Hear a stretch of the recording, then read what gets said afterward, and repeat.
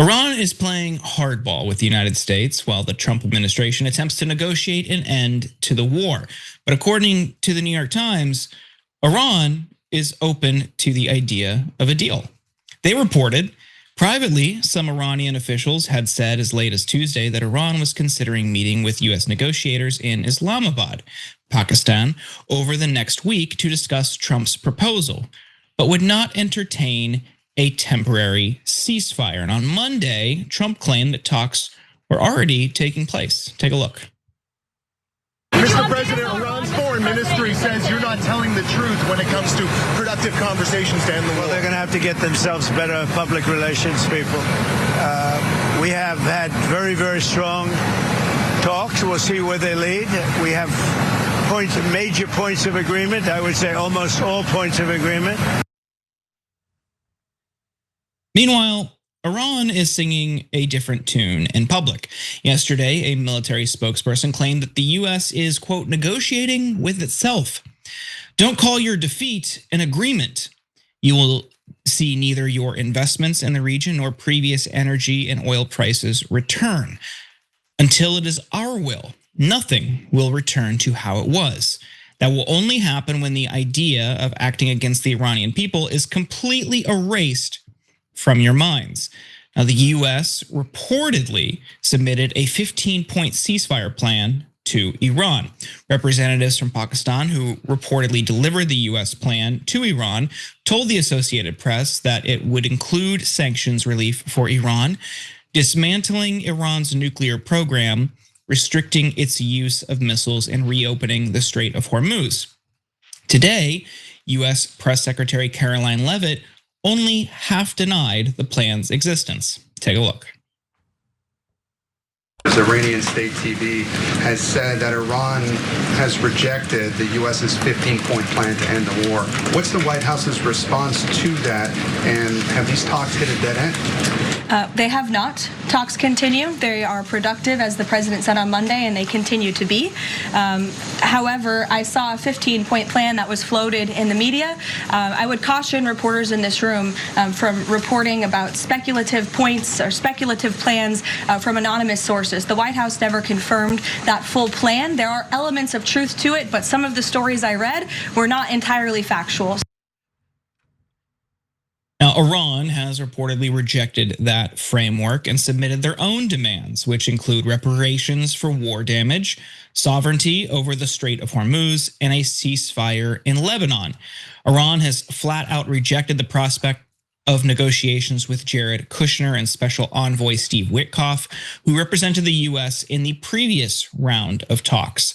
An anonymous diplomatic source told The Guardian, with the previous negotiating team, there's no chance. The Iranian side regards the request for negotiations as another round of deception for the US-Israeli regime to find a loophole to aggravate the strikes again. Instead, Iran is reportedly asking to sit down with Vice President J.D. Vance.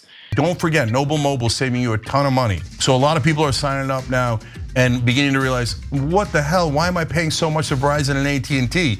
So your bill's only $50 a month, but it can actually be less because they give you money back if you don't use your data. So if you're paying more than $50, there's no reason to not switch. It's crazy not to switch because same phone, same number, same contacts, literally nothing changes. TYT.com/switch, TYT.com/switch. All right, we'll be right back. Brett, I want to bring you in here.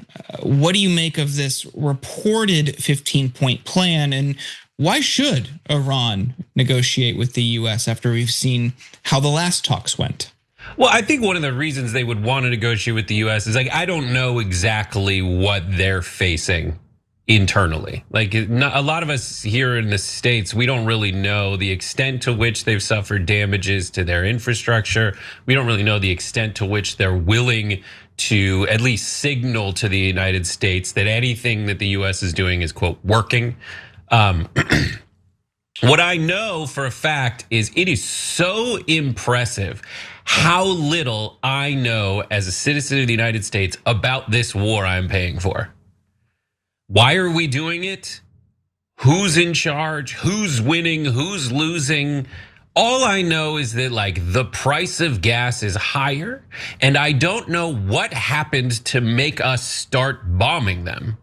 A 15-point plan. The only thing I really believe coming out of the White House is that their plan had more points in it than the Iranians, because that is how Trump would consider it a victory. And then like for JD Vance to be the one that they want to talk to, maybe it's related to the fact that in the initial lead up to the first time we went and struck Iran, maybe it was because he was the one who, according to anonymous sources familiar, et cetera, he was the one that was the quote skeptical voice in the room.